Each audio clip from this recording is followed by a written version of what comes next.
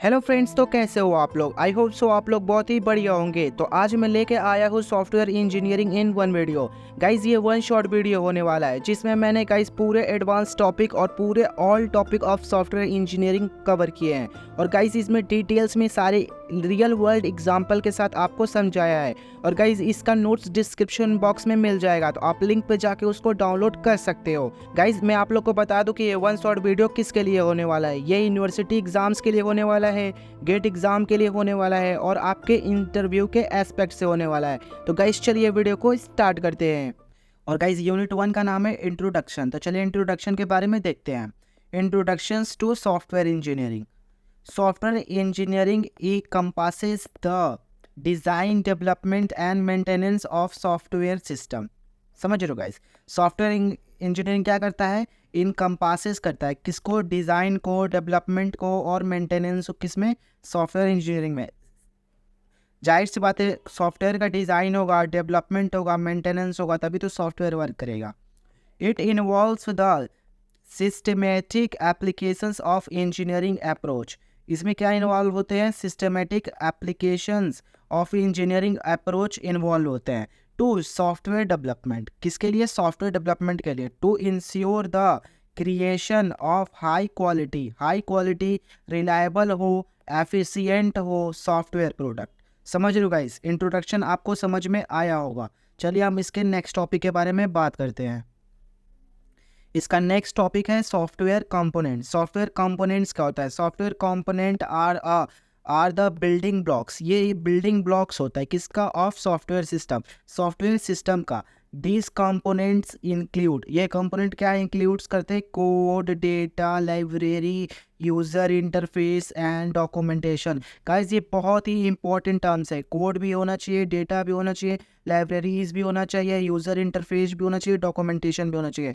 क्यों होना चाहिए मैं आपको बताता हूँ। अगर कोड लिखोगे तभी तो आप कोई सॉफ्टवेयर बना पाओगे। डेटा किस लिए, क्योंकि यार आप डेटा पे ही तो काम करोगे। लाइब्रेरी इसलिए क्योंकि आप कोड अपना एफिशिएंट बना सकते हो। यूज़र इंटरफेस इसलिए क्योंकि अगर आज गूगल वेबसाइट है उसका इंटरफेस एकदम आसान नहीं होता, आप इजीली सर्च नहीं कर पाते, तो क्या आप इसको यूज़ करते, बिल्कुल नहीं करते। और डॉक्यूमेंटेशन इसलिए ज़रूरी है क्योंकि यार आप मान लीजिए किसी फेज़ में दूसरे नंबर के फेज़ तक आप काम किए, पर उसको आपको तीसरे फेज़ तक लेके जाना है, पर उसका डॉक्यूमेंटेशन नहीं है, पर आप यहाँ पे अपना जॉब छोड़ रहे हैं और यहाँ पे कोई दूसरा बंदा हायर कर रहे हैं।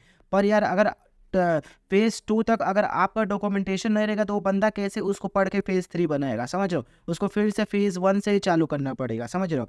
For examples, in a web application में the front end and back end component work together. आपको पता ही होगा फ्रंट एंड और बैक एंड कॉम्पोनेंट क्या करता है, वर्क टुगेदर करते हैं, दोनों एक साथ करते हैं, तभी तो एक मतलब पूरी वेबसाइट बनती है, समझ रहे हो।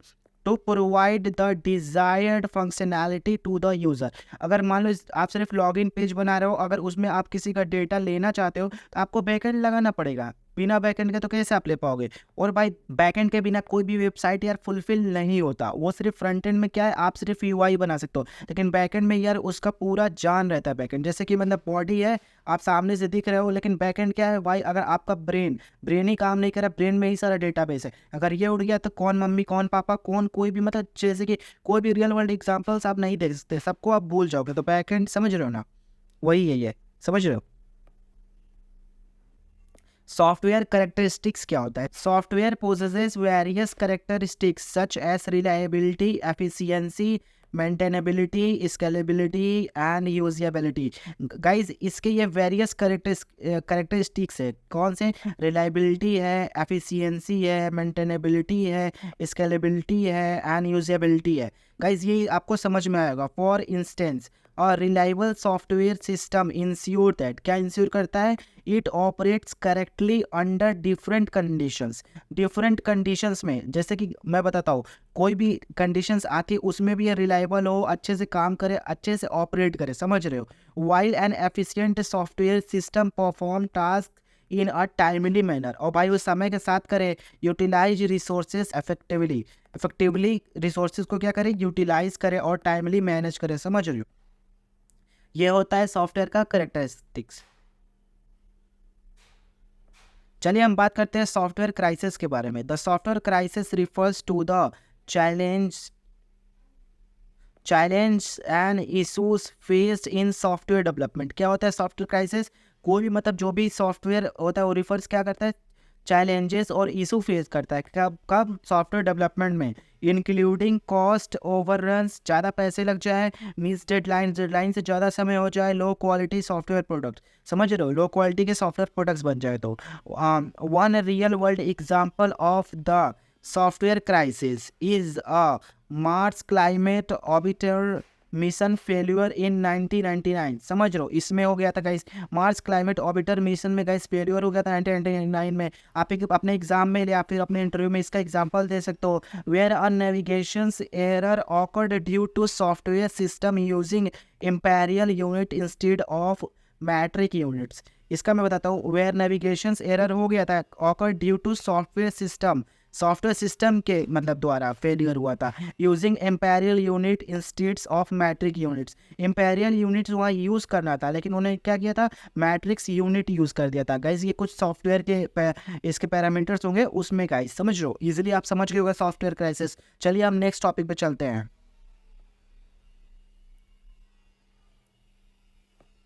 हमारा नेक्स्ट टॉपिक है software engineering process. Software engineering process क्या होता है? Software engineering process provided systematic approach, क्या प्रोवाइडेड करता है? सिस्टमेटिक अप्रोच, किसके लिए? सॉफ्टवेयर डेवलपमेंट के लिए। While similar to conventional engineering processes in problem solving में भी काम आता है, डिजाइन प्रिंसिपल्स में भी काम आता है। They differ in their handling of intangible products, rapid changes and involving requirements. समझ रहे हो गाइज, ये वाला लाइन बहुत ईजी है। Similarities and different from conventional engineering process, इसको हम देखते हैं।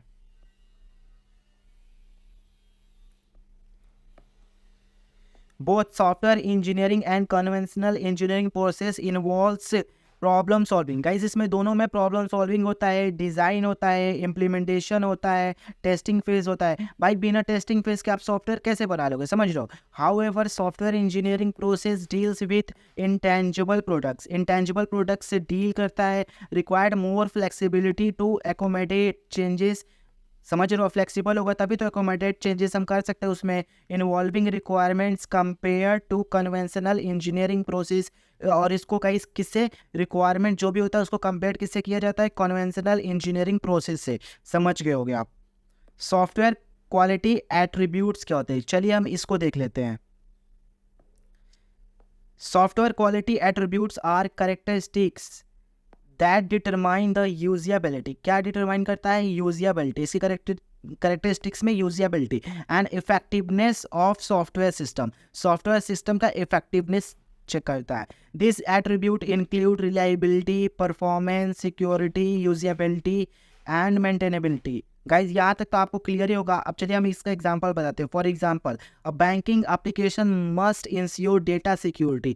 भाई अगर आपके बैंक अकाउंट का डेटा सिक्योरिटी नहीं होगा तो कोई भी आपका पैसा, समझ लो, लेके गुल हो जाएगा। To protect sensitive information and maintain customer trust. आप भी जानते हो कि अगर आप कोई भी बैंक में जाते हो, अगर किसी भी क्लाइंट का, उनके कोई भी क्लाइंट का अगर आप कुछ भी मतलब जैसे कि डॉक्यूमेंटेशन या फिर कुछ भी उनसे मतलब पूछताछ करते हो कि इनका अकाउंट के बारे में बता दीजिए, डिटेल वगैरह दे दीजिए, लेकिन वो लोग नहीं देते। क्यों? क्योंकि यार मेंटेन कस्टमर ट्रस्ट, क्योंकि यार वो सिक्योरिटी प्रोवाइड कराते हैं, उसी चीज़ का तो सिक्योरिटी प्रोवाइड कराते हैं कि आपके पास इतना पैसा पर वो किसी को बताने वाले नहीं है। समझ रहे हो। चलिए हम बात करते हैं software development life cycle. Guys ये बहुत ही इंपॉर्टेंट है, SDLC मॉडल। गाइज ये इंटरव्यू में समझ लीजिए, आप कहीं भी एग्जाम में भी इसको यार आपको क्लास में टीचर भी खड़ा करा के एक बार जरूरी पूछता है, तो ये वाला चीज़ तो आपको पढ़ना चाहिए और मैं आपको बहुत ही आसानी तरीके से इसको बताने वाला हूँ, तो ध्यान से देखिएगा। इसमें आता है वाटरफॉल मॉडल। इसका यार मैं बता दूं कि ये वाटरफॉल जैसा होता है। वाटरफॉल देखो ना, गिरता गिरता जाता है पानी की तरह, ऐसे। A sequence approach with distinct phases. इसमें क्या होता है? Include requirement, design, implementation, testing, development and maintenance. देखो इंक्लूडिंग रिक्वायरमेंट्स पहले होगा। भाई आप किस चीज़ के लिए कोई भी चीज़ बनाओगे, जैसे फॉर एग्जांपल भारत पे बना था तो किसी को पैसा भेजने के लिए बना था, तो रिक्वायरमेंट क्या था? पैसा भेजना और फास्ट भेजना और सिक्योर्ड भेजना, तो रिक्वायरमेंट हो गया। डिज़ाइन कुछ करा हो गया होगा उसके लिए। इम्प्लीमेंटेशन गाइज हुआ ही था, उसमें टेस्टिंग भी हुआ होगा कि ये सिक्योर्ड है, कैसे कर रहा है। डिप्लॉयमेंट फिर हुआ होगा, उसको डिप्लॉय किया गया होगा आपको, फिर मेंटेन भी किया जाता है। समझ रहे हो। एन एग्जाम्पल इज दैट, इसका एग्जाम्पल देख लो, the development of an online shopping website. Online shopping website कौन सा है? Amazon, Flipkart and so on, बहुत सारे हैं। Where each phases is complete before moving to the next. समझ रहे हो गाइस, इजी एग्जाम्पल।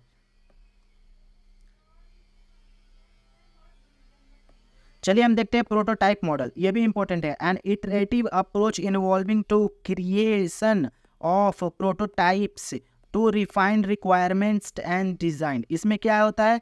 प्रोटोटाइप बनाया जाता है किसके लिए? रिफाइन करने के लिए। किसमें? रिक्वायरमेंट्स एंड डिजाइन के लिए। समझ रहे हो? For instance developing a mobile app where prototype are also use to gather feedback from user before finalizing the design. जैसे कि फॉर एग्जांपल मान लो, जैसे कि आप कोई ऐप बना रहे हो, मोबाइल ऐप, ठीक है, उसका पहले आप प्रोटोटाइप बनाओगे, फिर उसको दोगे अपने, जैसे आप कोई भी BGMI खेलते हो यार, तो उसका एक बीटा वर्जन आता है, समझ रहे हो? उससे पहले आप यूज़र को देते हो टेस्ट करने के लिए, उससे फीडबैक लेने के लिए, समझ रहे हो? इसके बाद उसको डिज़ाइन को फाइनलाइज करते हो, वही बीटा वर्जन वाला खेल यहाँ होता है, समझ रहे हो? मतलब बनाया जाता है रियल प्रोडक्ट, लेकिन समझ रहे हो ना, वही एग्जाम्पल के थ्रू मैं आपको समझा दिया हूँ। चलिए देखते हैं, ये बहुत ही मोस्ट इंपॉर्टेंट है, spiral model. And iterative and incremental model with multiple cycle. इसमें मल्टीपल साइकिल होता है ऑफ रिस्क एनालिसिस, पहले रिस्क एनालिसिस करते हैं, फिर डेवलपमेंट करते हैं एंड टेस्टिंग करते हैं। 3 फेजेस होता है। एन एग्जाम्पल, इसका एग्जाम्पल क्या है? Is the development of complex software system such as air traffic control system. Air traffic control system इसका यूज होता है where risk need to be manage at each phase. समझ ही रहो guys, air traffic control system में risk तो आता ही रहता है गाइस, उसमें बहुत सारी चीज़ें रिस्क के मतलब फेजेस आते रहते हैं, उसके लिए स्पायरल मॉडल यूज किया जाता है, समझ रहे हो? चलिए हम नेक्स्ट देखते हैं, evolutionary development model and iterative model focusing on evolution. इस पे इवोल्यूशन पे फोकस होता है of software through successive releases में। इसका एग्जांपल क्या है? The development of an operating system. Operating system एक डेवलप किया जाता है where a new feature are added and existing one are improved in each cases. जैसे कि आप समझ रहे हो, कोई भी विंडोज 10 था, विंडोज 11 आ रहा है, क्यों आ रहा है? क्योंकि इम्प्रूवमेंट चाहिए भाई, सबको इम्प्रूवमेंट चाहिए। iOS का वर्जन देख रहे हो, पहले 1 आया होगा, 2 आया होगा, 3, जैसे भी मान लो फॉर एग्जांपल, तो वो इनहेंस करने के लिए गाइस इसका इवोल्यूशनरी डेवलपमेंट मॉडल का यूज किया जाता है, समझ रहे हो? गाइज ये वाला भी बहुत ही इंपॉर्टेंट है, iterative enhancement model and an iterative approach emphasizes continuous improvement through iterations.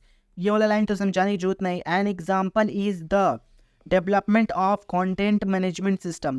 Content management system कौन सा होता है गाइज, आप बता सकते हो? कोई कंटेंट मैनेजमेंट सिस्टम होता होगा गाइज, आपने वर्डप्रेस का नाम सुना होगा यार, वर्डप्रेस का नाम सुना होगा।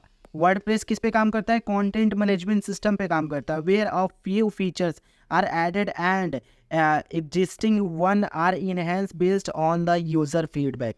CMS, content management system, WordPress, समझ लो। और उसके फीडबैक के द्वारा, मतलब यूज़र के फीडबैक के द्वारा जो भी है उसमें नए फीचर्स ऐड किए जाते हैं और फीडबैक यूज़र के द्वारा लिया जाता है, समझ लो।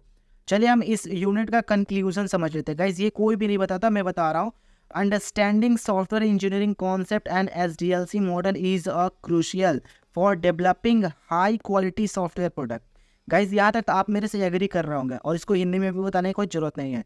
That meets user requirement, user के रिक्वायरमेंट को मीट करे और एक्सेप्शंस को भी मीट करे, नहीं तो भाई आपका कोई भी मतलब प्रोडक्ट क्यों कोई खरीदेगा, समझ रहे हो? By applying appropriate process and model, appropriate process और मॉडल होना चाहिए। Software engineers can navigate the complexities of software development. Navigate करे क्या? उसकी कॉम्प्लेक्सिटीज को सॉफ्टवेयर डेवलपमेंट में, and deliver successful outcomes in real world applications. समझ रहे हो guys? Guys software requirement specification, SRS, guys बहुत ही इंपॉर्टेंट टॉपिक है ये, ठीक है, इसको ध्यान से पढ़िएगा। Requirement engineering process, elicitation involves gathering requirement. क्या इन्वॉल्व करता है? Gathering requirement. कहाँ से भैया?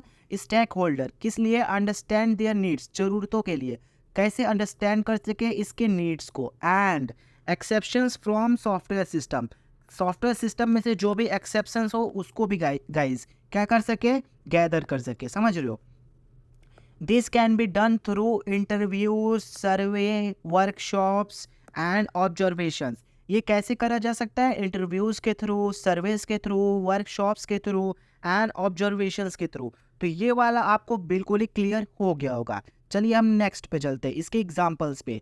इसका एग्जांपल है guys, a software development team working on e commerce platform conduct interviews. समझ रहे हो? With potential users, business owners and customer service representatives to gather requirements for their systems, features, usability and performance। ये वाली भी example आपको easily clear हो गया होगा। तो चलिए हम इसके नेक्स्ट पार्ट पे चलते हैं, analysis. Analysis involves analyzing the gathered requirements to identify their dependencies, conflicts, and prioritize. It helps in defining the scope of project. ये क्या करता है? हेल्प करता है किसमें? Defining scope of project, understanding the business को भी समझता है, processes that's the software system needs to support. समझ रहे हो? ईजी है। इसका एग्जाम्पल देख सकते हैं। After gathering requirements for the e-commerce platform, the development team analyze them to prioritize features, identify and any conflicting requirements। समझ रहे हो? And understand the workflow of online shopping, order processing, payment handling। समझ रहे हो guys? ये सब इसके मतलब एनालिसिस पार्ट में आते हैं। समझ रहे हो? ईजी है। चलिए हम नेक्स्ट बात करते हैं डॉक्यूमेंटेशन के बारे में। Documentation involves documenting their requirements in structure format. Structure format में होना चाहिए, क्लियरिटी भी होना चाहिए, कंप्लीटनेस भी होना चाहिए, ट्रेसेबिलिटी भी होना चाहिए। जैसे कि गाइज ये मेरा ही आप डॉक्यूमेंट ले लो यार, आप देखना इसको मैं कितना स्मूथ बनाया हूँ गाइस, स्टेप वाइज स्टेप मैंने इसको बनाया। इसमें मैं गाइस देख रहा हूँ क्लियरिटी भी है, देख रहा हूँ आपको देखने से क्लियरिटी भी लग रहा है, कंप्लीटनेस भी है क्योंकि मैं इसमें कोई भी टॉपिक छोड़ नहीं रहा हूँ, और ट्रेसेबिलिटी भी है क्योंकि इसमें गाइस आप इजिली ट्रेस कर सकते हो इजी। समझ रहे हो? This documentation serves as a reference for the development team throughout the software development life cycle, SDLC। समझ लो ईजी है। इसका एग्जाम्पल देख लो, the requirement gathered and analyse for e commerce platform are documented in a software requirement specification SRS document which includes detailed descriptions, समझ रहे हो, of functional and non-functional requirements, use cases and system constraints। समझ रहे हो? easy है बहुत।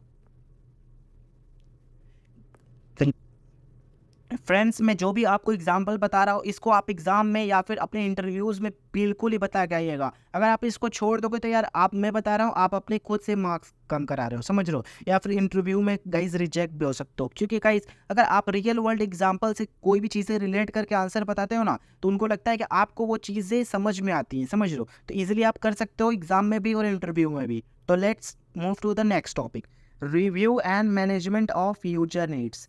इसको देख लेते हैं गाइज। समझ रहे हो? Review and management of user needs involve validating the documented requirement with stakeholders, managing changes to requirements throughout the project life cycle। Guys यहाँ तक समझते हैं। रिव्यू और मैनेजमेंट होता है of user needs involves validating the document. क्या होता है? इन्वॉल्व करता है क्या? वैलिडेटिंग प्रोवाइड करता है किसमें? डॉक्यूमेंटेड रिक्वायरमेंट्स में। ठीक है? विथ स्टैक होल्डर या फिर मैनेजिंग चेंजेस में होता है।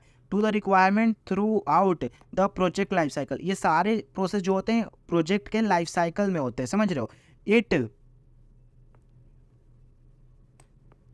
It ensures that the software system meets the needs and exceptions of its user। समझ लो, इंश्योर करता है कि सॉफ्टवेयर सिस्टम मीट कर सके क्या? उसके ज़रूरतें एंड एक्सेप्टेशंस, क्या हो? ज़रूरतें हो, इच्छाएं हो, जो भी एक्सेप्टेशन हो वो मतलब मीट कर सके किसका? यूज़र का। समझ लो, अगर आप यूज़र के हिसाब से उसकी अपनी मतलब उसकी प्रोजेक्ट बना कर नहीं दोगे तो कैसे लेगा भाई? समझ रहे हो ना? द डेवलपमेंट टीम, इसका एग्जाम्पल देख लेते हैं। The development team presents the SRS document to stakeholders including businesses owners, users and project sponsors for review and feedback. समझ लो ईजी लाइन है। एंड रिक्वेस्टेड चेंज और additions to the requirements are documented and managed through a changed control process। Guys बहुत ही easy example यार, आप समझ गए होंगे। चलिए हम इसके नेक्स्ट पार्ट पे चलते हैं, फिजिबिलिटी स्टडी के बारे में पढ़ते हैं। चलिए हम देखते हैं फिजिबिलिटी स्टडी क्या होता है। Feasibility study involves evaluating the technical समझ रहे हो, economic and operational feasibility of implementing the software system based on the gather requirement। समझ रहे हो, इसमें इन्वॉल्व्स क्या होते हैं, स्टडी इन्वॉल्व होती है किस चीज़ की, टेक्निकल, इकोनॉमिक, ऑपरेशनल फिजिबिलिटी, जो कि इम्प्लीमेंट किया जाता है किसमें, सॉफ्टवेयर सिस्टम में, बेस्ड ऑन कितना, गैदर रिक्वायरमेंट के द्वारा। ठीक है, it helps in accessing weather a purpose solution is available and achievable with in the constraints of time, budget and resources. चलिए हम इसका एग्जांपल देखते हैं। Before preceding with the development of e commerce platform, the development team conducts a feasibility study. समझ रहे हो, feasibility study conduct कराता है टू एक्सेस टेक्निकल फिजिबिलिटी, समझ रहे हो, implementing the requirement features, the economic feasibility of the project and operational feasibility to proposed solution. समझ रहे हो, 3 प्रोसेसेस होते हैं। इनके प्रोसेसेस में क्या होता है, रिक्वायरमेंट में एनालिसिस होता है, समझो, टेक्निकल फिजिबिलिटी होता है जिसमें हम इम्प्लीमेंटिंग करते हैं रिक्वायरमेंट फीचर्स को, इकोनॉमिक फिजिबिलिटी होता है जिसमें हम प्रोजेक्ट को मतलब इकोनॉमिकली देख सकते हैं, ऑपरेशनल फिजिबिलिटी में प्रपोज करते हैं क्योंकि उससे कई सॉल्यूशंस प्रोवाइड किया जा सके। समझ रहे हो, चलिए हम देखते हैं इंफॉर्मेशन मॉडलिंग क्या होता है। गाइज ये इंपॉर्टेंट टॉपिक है, information modelling involves representing the structure of relationship structures and relationships of data within the software system using various modeling techniques। समझ रहे हो, बहुत सारे modeling technique such as entity relationship diagram, ERDS। समझ रहे हो, entity relationship diagram, ER diagram का इसको कहते हैं, समझ रहे हो, ये बहुत ही इंपॉर्टेंट है, समझ रहे हो, and data flow diagram, DFDs, समझ रहे हो, data flow diagram. It helps to understand how the data flow through the system and how it is organized। समझ रहे हो, जैसे कि गाइज स्टेप बाय स्टेप कोई भी चीज़ें बना रहे हो तो गाइज उसके लिए क्या होगा, उसके लिए गाइज ER डायग्राम और डेटा फ्लो डायग्राम बहुत ही मदद करते हैं कोई भी आपका प्रोजेक्ट को मॉडल करने के लिए। एग्जांपल देख लेते हैं इसका, the development team creates entity relationship diagram, क्यों बनाती है, to model the relationship between different entities such as customer, products and orders. समझ रहे हो, उनके बीच में रिलेशनशिप शो कराने के लिए in the e commerce platform. समझ रहे हो, they also create data flow diagram क्यों बनाते हैं, DFDs, to depict the flow of data between different components. समझ रहे हो गाइस, ऑफ द सिस्टम के डिफरेंट कंपोनेंट्स गाइस जो भी डेटा है उसको डिस्पिक्ट करने के लिए। समझ रहे हो, ईजी है, बहुत ईजी है। चलिए हम इसका नेक्स्ट पार्ट देखते हैं, SRS document. SRS stand for software requirement specification. Guys ये बहुत इंपॉर्टेंट है। The software requirement specification document is a comprehensive document that describe the functional and non-functional requirements। Guys ये वाला लाइन आपको लिख के जाना है और आपको इंटरव्यू में भी बताना है, ठीक है, ऑफ द सॉफ्टवेयर सिस्टम। समझ रहे हो, सॉफ्टवेयर सिस्टम का, it serves as a contract between the development team and stakeholder. समझ रहे हो, guiding the development process, guide क्या करता है, डेवलपमेंट प्रोसेस को। गाइस इसका एग्जांपल देखते हैं, example, the SRS document for e commerce platform includes detail descriptions of user requirements, system features, user interfaces, performance requirements and quality attributes। Guys आपको भी इसका एग्जांपल बिल्कुल ही क्लियर हो गया होगा।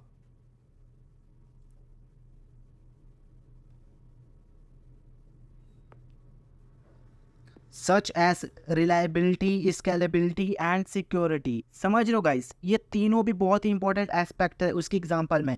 रिलायबल होना चाहिए, स्केलेबल होना चाहिए, और गाइस सिक्योरिटी किसको नहीं पसंद, सिक्योरिटी तो होनी ही चाहिए गाइस। समझ रहे हो, चलिए हम देखते हैं इस चैप्टर का सबसे ज़्यादा इंपॉर्टेंट टॉपिक गाइस, क्योंकि मैं इसको बता रहा हूँ ये क्यों सबसे ज़्यादा इंपॉर्टेंट है, क्योंकि गाइस ये IEEE स्टैंडर्ड SRH है और guys IEEE stands for institute of electrical and electronics engineering.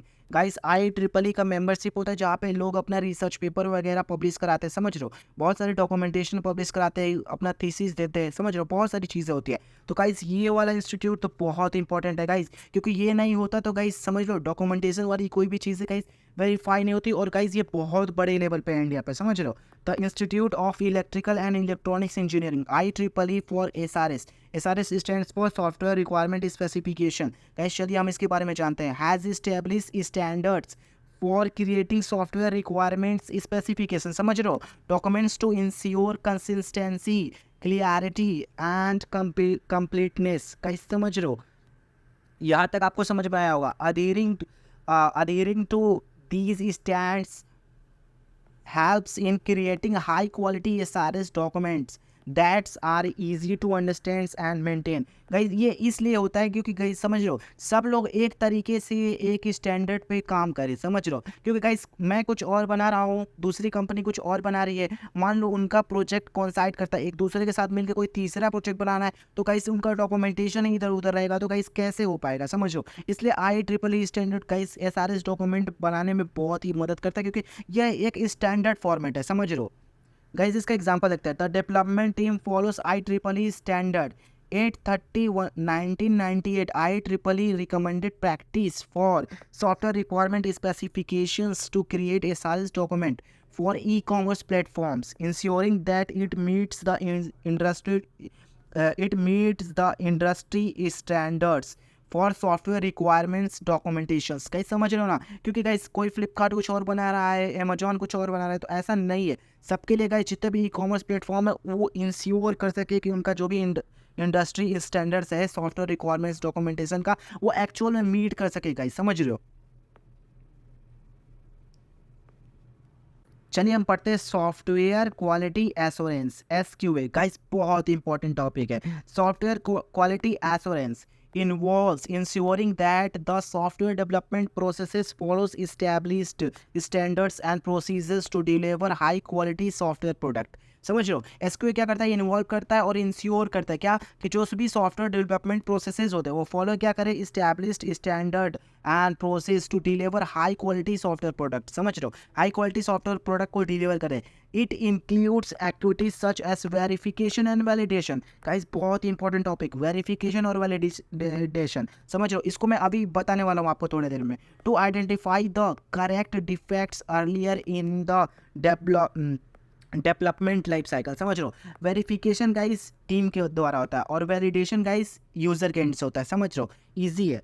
और डेवलपमेंट लाइफ साइकिल में इसका यूज़ होता है। डिफेक्ट अगर डेवलपमेंट लाइफ साइकिल में अगर आगे जाके कोई डिफेक्ट आएगा तो गाइस समझ लो वो थोड़ा ज़्यादा कॉस्ट इफेक्टिव होगा, उससे पहले ही गाइस अपना वेरिफिकेशन और वैलिडेशन कर लेते हैं, जिससे गाइस कोई भी स्टैंडर्ड चीज़ें होंगी उसको आप मार्केट में ला सकते हो, समझ लो। एग्जाम्पल देखो, the development team establish a software quality assurance processes for e-commerce platform, समझ लो, which includes activities such as code review. समझ लो कोड रिव्यू क्या होता है, कोड का रिव्यू करना, यूनिट टेस्टिंग, समझ लो, सिस्टम टेस्टिंग, समझ लो, सिस्टम की testing, to ensure that software meets the specified requirements and quality standards. भाई थर्ड क्लास का तो नहीं है, समझ लो। गाइस यहाँ तक आपको बिल्कुल ही समझ में आ गया होगा। चलिए हम बात करते हैं वेरिफिकेशन और वैलिडेशन की, लेकिन इससे पहले गाइस प्यारा सा एक लाइक तो कर दीजिए अगर आपको समझ में आ रहा है तो, और सब्सक्राइब नहीं किया तो सब्सक्राइब भी कर लीजिए। मैं कहता नहीं हूँ लेकिन आप कर लीजिए, क्योंकि गाइस आपको भी इन फ्यूचर्स इसके नेक्स्ट पार्ट के वीडियोस वगैरह के लिए आपको ही आसानी होगा, ठीक है। चलिए स्टार्ट करते हैं। Verification involves evaluating weather a software system meets the specified requirement. जो भी स्पेसिफाइड रिक्वायरमेंट है उसको मीट करे और वैलिडेट करे, और क्या करे guys, evaluating whether the software system meets the need ज़रूरत है, सही है, और एक्सेप्शंस ऑफ इट्स यूज़र का, समझ रहे हो। और both verification and validation are essential for ensuring the quality and correctness of the software. Quality भी और करेक्टनेस भी, समझ लो, इजी है सॉफ्टवेयर का, समझ लो। इसका एग्जांपल देखो गाइस, एग्जांपल आप बिल्कुल समझ जाओगे। The software development team conducts verification activities such as code review and unit testing to ensure e-commerce platform meets the specified requirement. Guys ये समझ लो किसके एंड से हो रहा है, ये डेवलपर एंड से हो रहा है, जो भी डेवलपर टीम है। They also conduct validation activities such as user acceptance testing to ensure that the problems meets the user needs of its user। Guys ये यूज़र इनसे हो सकता है और गाइज कोई भी दूसरे यूज़र को देके गाइज ये कराया जा सकता है वैलिडेशन। समझ लो, ईजी है, बहुत ईजी है। चलिए हम बात करते हैं एसक्यूए प्लान के बारे में। ठीक है, एसक्यूए प्लान क्या होता है?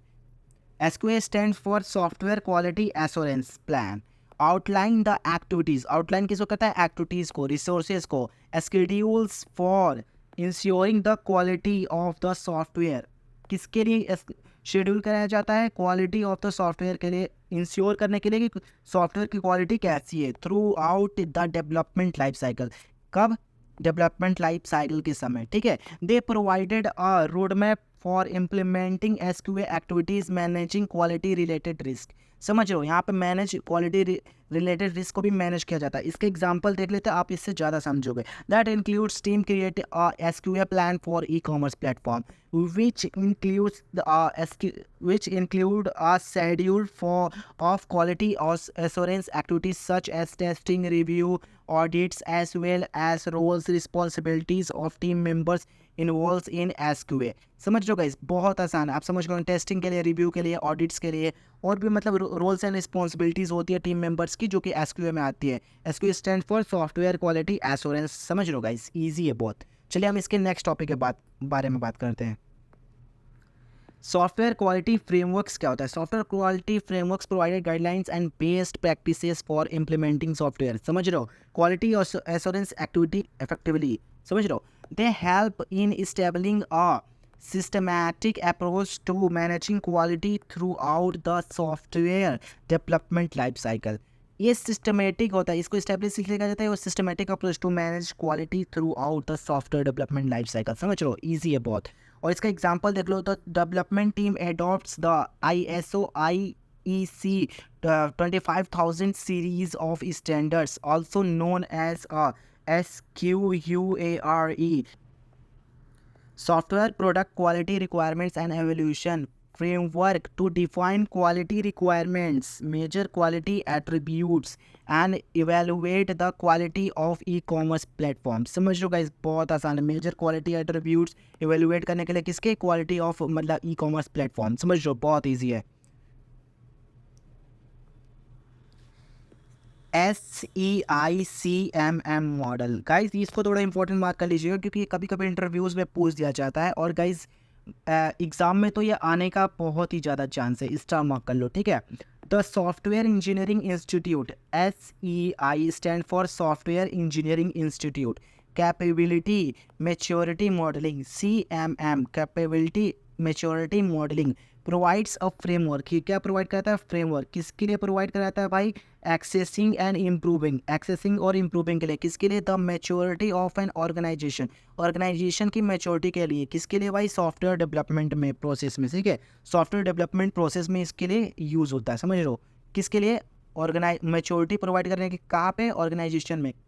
किसके लिए? सॉफ्टवेयर डेवलपमेंट प्रोसेसेस में। ठीक है, इस consist of 5 majority labels, each representing a label of process capabilities and organisational maturity. यहाँ तक समझ में आ होगा, ईजी इंग्लिश है। द डेवलपमेंट टीम, इसके एग्जांपल देखते हैं। The development team uses the capability maturity model integration, CMMI, to access and improve the maturity of software development processes for the e-commerce platform.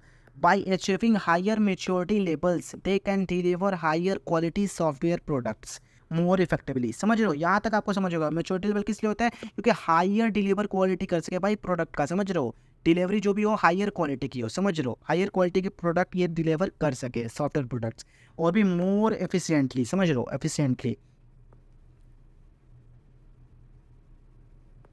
चलिए हम देखते हैं ISO 9000 मॉडल क्या होता है। ISO 9000 series standards provided guidelines for implementing quality management systems in organizations. They focus on customer satisfaction, continuous improvement, and compliance with regulatory requirements। सही है भैया। अगर देखो यार, आपका कोई भी सॉफ्टवेयर खराब बना के देता है, तो आप कहाँ कंप्लेन करोगे भाई? ISO 9000 मॉडल्स पे। इस पे अगर फुलफिल मीट नहीं करता भाई इसकी स्टैंडर्ड्स को, तो गाइज आप कस्टमर क्या करेगा, सेटिस्फेक्शन कंटिन्यूअस इंप्रूवमेंट मांगेगा, नहीं तो गाइज कंप्लेन करेगा। किसके लिए? रेगुलेटरी रिक्वायरमेंट्स के लिए। समझ रहे हो? इसका example the development in implement and ISO 901 compliant quality management systems for development of e-commerce platform. समझ रहे हो? This ensure that quality processes are defined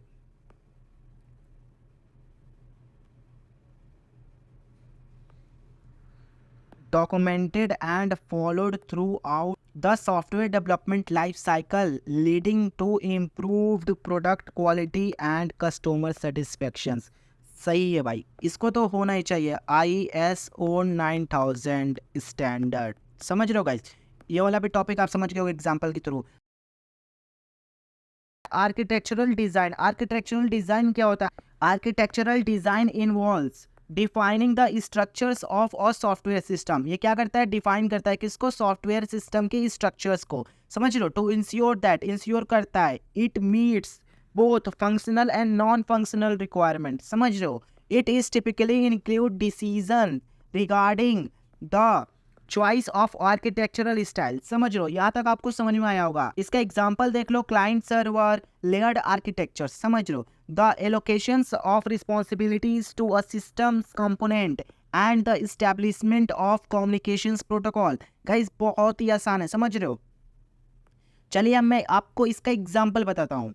इसका एग्जाम्पल है designing the architectures for a social media platform like Facebook. समझ रहे हो? तो हम लोग फेसबुक के जैसा एक सोशल मीडिया प्लेटफॉर्म का क्या करेंगे? डिजाइन करेंगे। किसका? आर्किटेक्चर का। Involves deciding whether to use a monolithic architectures और अ माइक्रो सर्विसेज आर्किटेक्चर। समझ रहे हो? The choice influences factors such as scalability, maintainability and deployment complexity.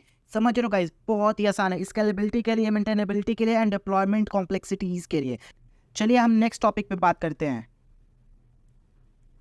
Guys. इसका नेक्स्ट टॉपिक है लो लेवल डिजाइन, LLD, जिसका पहला topic है मॉड्यूलराइजेशन। मॉड्यूलराइजेशन पहला टॉपिक है।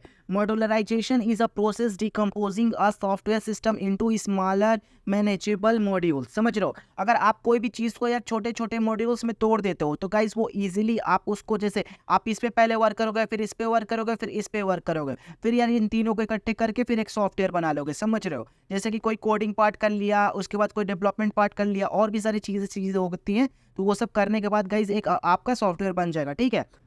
These modules encapsulate related functionality। समझ रहे हो? Provide well-defined interfaces। well-defined interfaces तो होना ही चाहिए for interaction with other modules, other modules के साथ। समझ रहे हो? Modularization enhances maintainability। क्या करता है? maintainability को enhance करता है, reusability को भी enhance करता है, एंड comprehensibility। समझ लो गाइस, बहुत आसान है, ऑफ द सॉफ्टवेयर सिस्टम। समझ लो? आपको यहाँ तक समझ में आया होगा। चलिए हम लोग इसका एग्जांपल देख सकते हैं।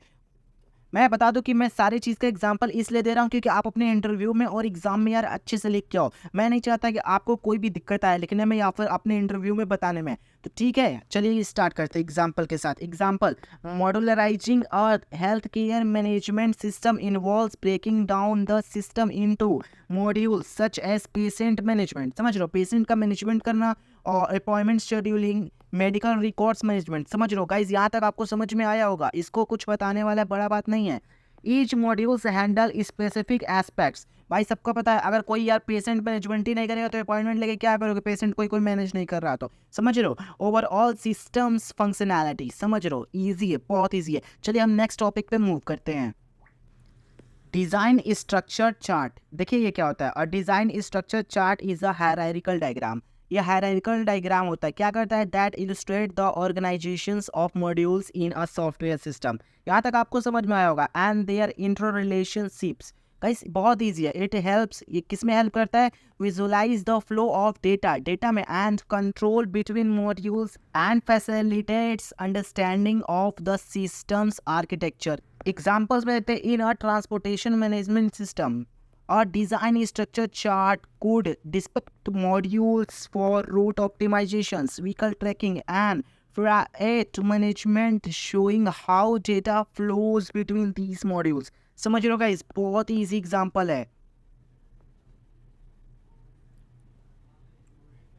चलिए हम देखते हैं सूडो कोड क्या होता है। गाइस आप सबको पता होगा सूडो कोड क्या होता है। Pseudo code is a notation used to represent algorithms in a high level, समझ रहे हो, human readable format, human readable format में होता है। It abstracts away implementation specific details and focuses on conveying the logic and flow of the algorithm. Guys आपको बिल्कुल ही clear होगा यहाँ तक।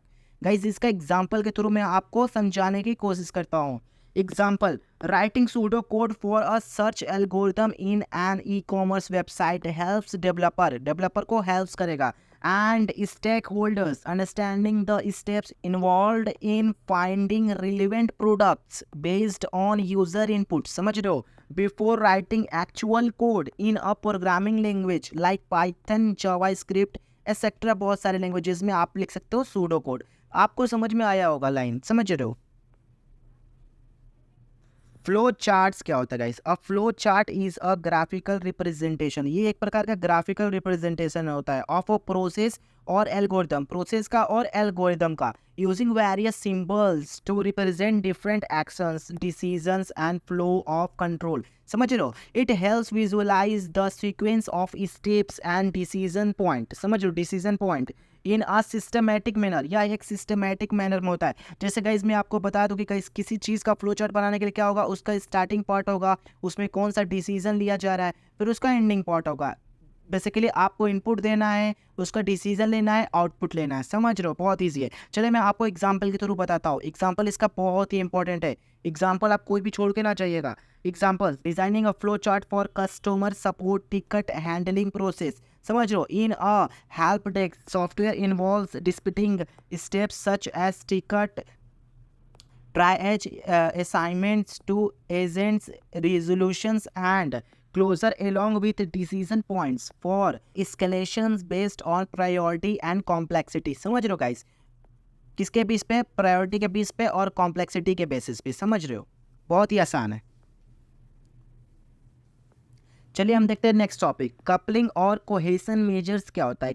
Coupling refers two degree of interdependence between modules or components of a software system, समझ रहे हो, while cohesion refers to a degree to which element within a module belongs together, समझ रहे हो, जो भी डिग्री ऑफ एलिमेंट होता है वो भी गाइस रिफर्स किस में करता है, element with in a module, module में, समझ रहे हो, बिलोंग्स टुगेदर, एक दूसरे के साथ रहते हैं। और कपलिंग में क्या होता है, degree of interdependence between modules and component of a software system, समझ रहे हो, इजी है। और guys low coupling and high coupling cohesion are inductively of well structured and maintainable software, समझ रहे हो, ईजी है बहुत। इसका एग्जाम्पल देखते हैं ये किस में होता है, समझ रहे हो। इसका एग्जांपल देखते हैं, एन ई कॉमर्स प्लेटफॉर्म में low coupling between the product catalogue module, product catalogue module है उसमें, and that payment processing module allows changes to made to one modules without significantly impacting the other, दूसरे से बिना impact किए हुए guys easily उसमें changes हो जाते हैं, समझ रहे हो।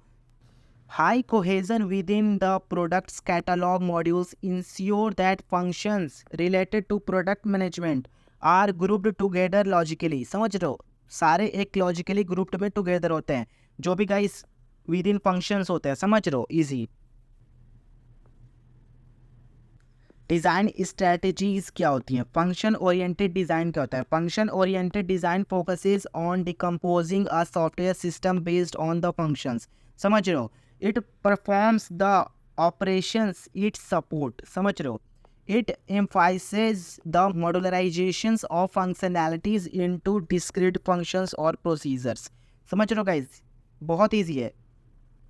फंक्शन ओरिएंटेड डिज़ाइन में फोकस किस में किया जाता है, decomposing a software system based on functions, और परफॉर्म किया जाता है ऑपरेशंस को, इट सपोर्ट, एक इसको सपोर्ट करता है, जिसको सपोर्ट करता है फंक्शनैलिटी को, समझ रहे हो। It emphasises the modernisation of functionality into, किस में करता है modernisation of functionality, discrete functions या फिर प्रोसीजर में, समझ रहे हो, बहुत ही आसान है। इसका एग्जाम्पल मैं आपको बताता हूँ। एग्जाम्पल में, developing a system for processing customer order in retail management software involves, समझ, इन्वॉल्व क्या होता है, आइडेंटिफाई फंक्शन को आइडेंटिफाई करते हैं, सच एज ऑर्डर प्लेसमेंट में, इन्वेंट्री अपडेट्स में, पेमेंट प्रोसेसिंग में, each of which can be implemented as separate modules और कंपोनेंट। और ये सब जितने भी होते हैं वो या तो वो इम्प्लीमेंट किए जाते हैं सेपरेट मॉड्यूल्स में या फिर कंपोनेंट्स में। समझ लो, बहुत ही आसान है। चलिए इसका नेक्स्ट पार्ट देखते हैं।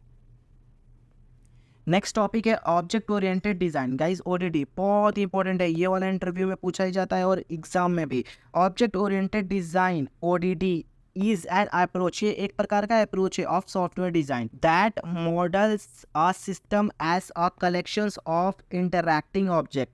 समझ रहे हो, ये एक प्रकार का मॉडल है system as collection of interacting objects का, and encapsulating data and behaviour. Encapsulate करता है किसको, डेटा को और बिहेवियर को। समझ लो, it promotes concept such as inheritance, polymorphism, encapsulation for building reusable and maintainable software. समझ लो गाइस, ये सब ऊप्स के गाइस समझ लो टाइप्स है, इनहेरिटेंस, पॉलीमॉर्फिज्म, इनकैप्सुलेशन। समझ लो इसमें गाइस इसी क्या होता है, ये कोड को बहुत ज़्यादा रीयूजेबल बनाते हैं, building reusable and maintainable software. समझ लो, कोड रीयूजेबल होगा तो सॉफ्टवेयर भी रीयूजेबल एंड मेंटेनेबल इजीली हो जाएगा। समझ लो, इसका एग्जांपल मैं आपको बताता हूँ। Designing a virtual classroom application. चलिए वर्चुअल क्लासरूम एप्लीकेशन बना लेते हैं using object oriented design ODD. Involves creating classes such as student होगा, टीचर होगा, कोर्स होगा, असाइनमेंट होगा, which each classes encapsulating relevant attributes.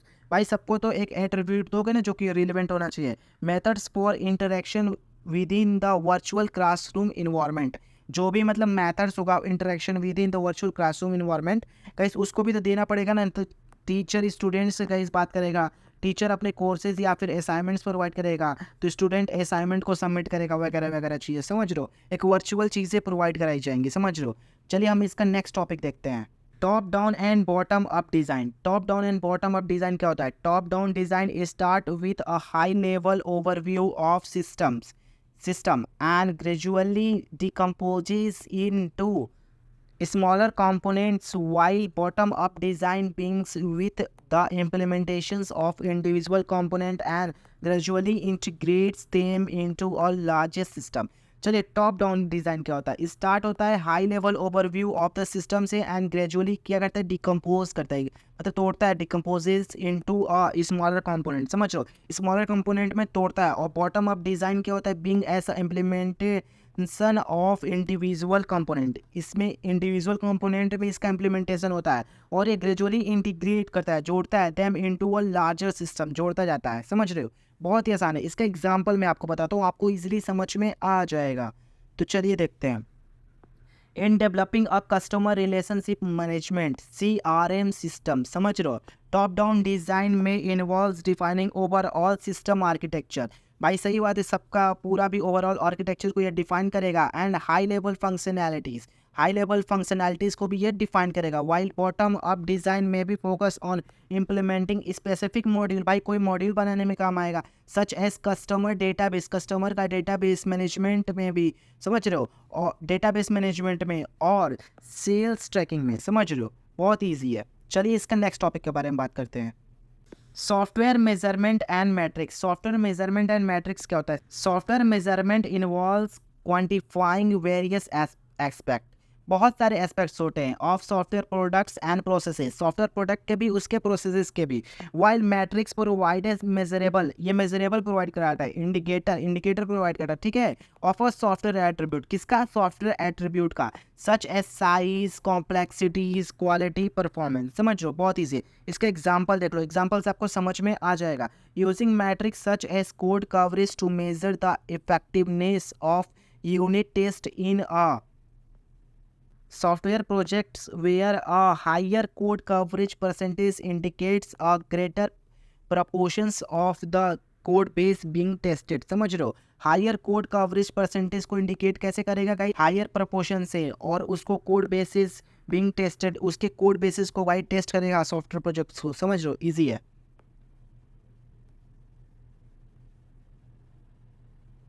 Guys basically इसमें आप सॉफ्टवेयर का मेजरमेंट और उसके मैट्रिसेस को देखते हो। समझ लो, चलिए हम बात करते हैं नेक्स्ट टॉपिक के बारे में।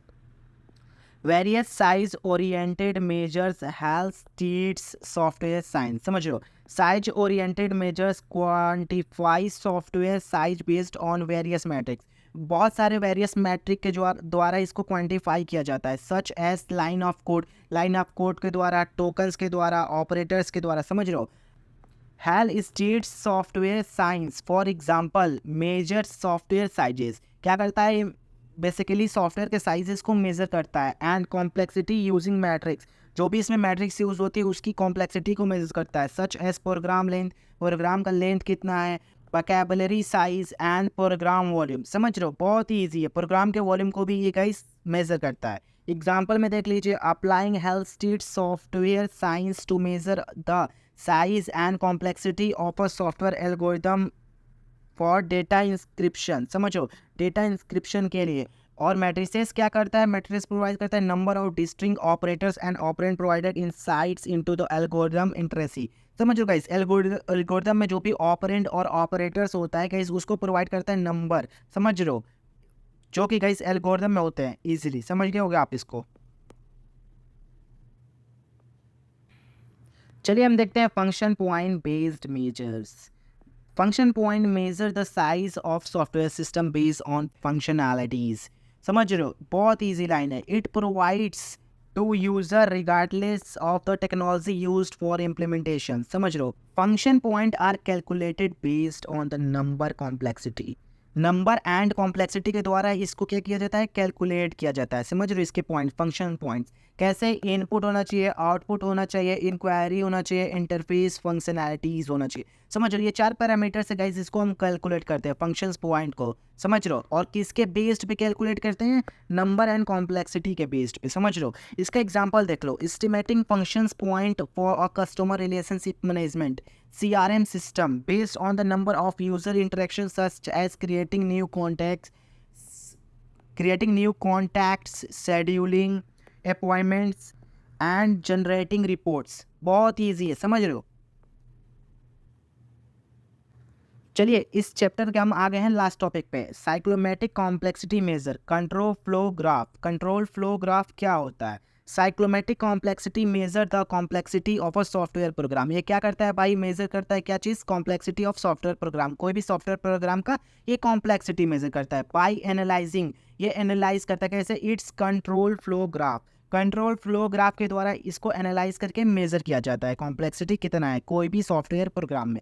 It quantifies the number of independent part through the program source code. समझ रहे हो, which can help access its testability and maintainability, जो कि हेल्प इसका किस में करता है, टेस्टेबिलिटी और मेंटेनेबिलिटी में। इसका एग्जांपल देख लेते हैं, analysing the cyclomatic complexity of a software module responsible for parsing and validating user input in a web applications where a higher complexity indicate करता है the presence of more decision points, ज़्यादा decision points, potential for bugs। समझ लो, potential for bugs के लिए भी। समझ लो easily, इसका मतलब गाइस आपकी कॉम्प्लेक्सिटी निकालेगा जिसमें गाइस टेस्टेबिलिटी और मेंटेनेबिलिटी होगा, और जो भी गाइस सॉफ्टवेयर बनाया गया उसमें गाइस हायर कॉम्प्लेक्सिटी इंडिकेट करना चाहिए, the presence of more decision points. समझ लो, ज़्यादा डिसीजन पॉइंट्स और पोटेंशियल फॉर बग्स भी तो ढूंढना चाहिए। समझ लो, बहुत ईजी है। टेस्टिंग ऑब्जेक्टिव्स के बारे में बात करते हैं। यूनिट टेस्टिंग क्या होता है, unit testing involves testing individuals units और कंपोनेंट्स। समझ लो, इंडिविजुअल यूनिट्स को टेस्ट किया जाता है और कंपोनेंट्स को, किसका, सॉफ्टवेयर का, इन आइसोलेशन में, और इसको इंश्योर किया जाता है कि ये फंक्शंस करेक्टली है कि नहीं, करेक्ट है कि नहीं। समझ लो, और ये फोकस किस पे करता है, verifying the behaviour of small independent parts of the system. समझ लो, small and independent parts of the system पे। समझ लो, सच एज उसका क्या नाम है, फंक्शंस नाम है, मेथड्स नाम है, क्लासेस नाम है। समझ लो, बहुत ईजी है। चलिए एग्जाम्पल देखते हैं। मैं एग्जाम्पल इसलिए बताता हूँ कि आप अपने एग्जाम में अच्छे से लिख सको और इंटरव्यू में भी बता सको, क्योंकि गाइज अगर आप रियल वर्ल्ड एग्जाम्पल देते हो ना तो बहुत ही ज़्यादा इम्पैक्ट पड़ता है। क्योंकि यार अगर आप कोई भी चीज़ के, कोई भी अपने पढ़ाई वाली चीज़ों के बारे में रियल वर्ल्ड एग्जाम्पल देते हो तो उनको पता रहता है कि आपको ये वाला टॉपिक ज़्यादा क्लियर है और आप इसको रिलेट कर रहे हो। समझ लो, इसलिए आप रियल वर्ल्ड एग्जाम्पल के थ्रू ये कोई क्वेश्चंस का आंसर दिया करो, ठीक है। चलिए देखते हैं इसका example. In financial software application unit testing में involves testing of function responsible for calculating interest on saving account. समझ लो, test cases would be designed to validate the accuracy of interest calculations for different account types and interest rates. समझ लो guys, बहुत easy example है, आपको समझ में आया होगा। मैं आप लोग को बता दूं कि मैं कुछ इंग्लिश वर्ड्स का मैं इसलिए एक्सप्लेन नहीं करता, मैं इंग्लिश टू इंग्लिश ही एक्सप्लेन कर देता हूँ, क्योंकि यार आप समझ रहे हो, आप एज ए इंजीनियर यार ज़्यादातर चीज़ें आपको इंग्लिश में ही बतानी रहती है, इसलिए मैं सोचता हूँ कि आपको आता रहता होगा, इसलिए अगर आप कहोगे तो मैं उसको प्योर हिंदी में बताने के लिए भी रेडी हूँ। ठीक है, चलिए स्टार्ट करते हैं। Integration testing. Integration testing verifies interactions between different units. समझ रहे हो, इंटरेक्शंस क्या होता है डिफरेंट यूनिट्स में, मॉड्यूल्स में, to ensure they work together as expected when integrated. समझ रहे हो, बहुत ही आसान लाइन है।